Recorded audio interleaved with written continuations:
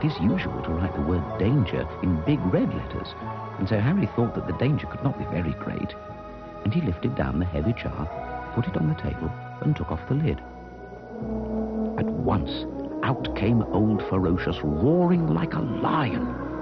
It was much too strong a wind to merely bring a little boat gently back to the shore. "Please, come back," said Harry, leaning from the windowsill. "Come back to your nice jar." But the wind just roared past the window, banging the pane back and forth. Harry closed the window. As he did so, he felt the weather house begin to tilt, and Harry began to slide across the floor. As he slid, he felt the weather house jerk and shake as though it were being tugged by a giant hand. Then up it went.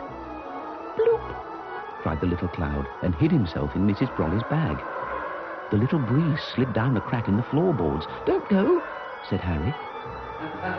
For a moment, he thought he heard Old Ferocious laughing, and then suddenly he found himself floating, weightless in the air. The teapot and Mr. Brollys' umbrella drifted slowly past his face. Floating to the window, Harry found himself looking out into the darkness of outer space.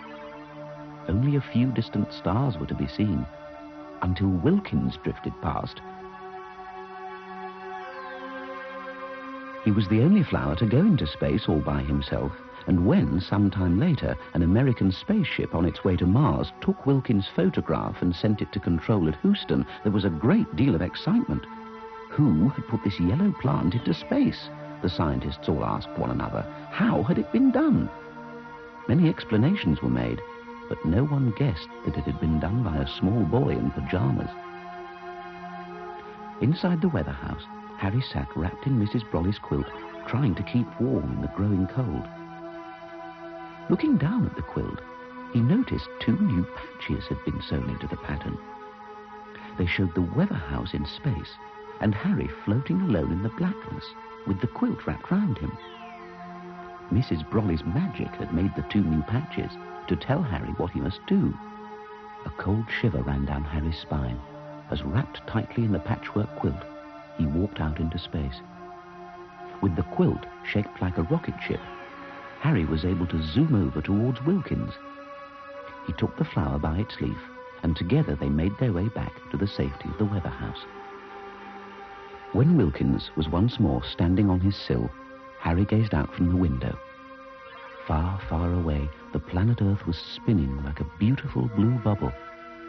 The sight made Harry homesick, and a tear ran down his cheek. And then his eye fell on the computer keyboard, and a button which he had never noticed before. It had a big red question mark on it. Harry pressed it, and at once the smiley face appeared on the screen. "Hello. You pressed the question button. Just state your question clearly, and I will do my best to answer it for you." "How can I get the weather house back to planet Earth?" asked Harry. "Planet Earth?" said the computer. "Wouldn't you prefer to go to Mars? We're quite near Mars, actually." "No," said Harry. The computer ignored him. "I could open a hat shop," it said. "I've always quite fancied a hat shop." "I just want to go home," said Harry. "Oh, very well," said the computer. "Just press the rocket button."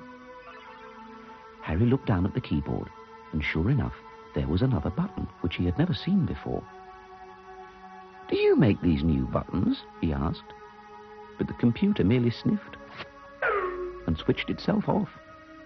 Harry pressed the rocket button, and the computer began a countdown. Harry, meanwhile, had sat on a kitchen chair and was holding tight with both hands. Whoosh went the rockets, and the weather house began to hurtle toward the planet Earth, while the Earth itself seemed to rush to meet them. Little Cloud was turned into a completely round ball. He looked just like a fluffy dandelion. Harry laughed. The little cloud looked so funny, and they were, after all the dangers, on their way home. With a jolt, the weather house came down in its own garden. Harry threw open the door, and carrying Wilkins, he ran through the garden and down to the lake. In rushing back to Earth, The weather house had created a fresh breeze, and the Brollys' little ship was bobbing over the water towards the shore. Harry was longing to tell them about being in space and rescuing Wilkins, but as the ship drew near to the jetty, the sails seemed to billow out and cover him, and he awoke in his bed beneath the patchwork quilt. The wind was blowing round the house, and for a moment it seemed to be singing. But then it sighed, just like an ordinary wind, and flapped the curtains at the window. Harry smiled and looked up at the weather house. Mrs. Brolly was standing in the doorway. It was going to be a good, fine day.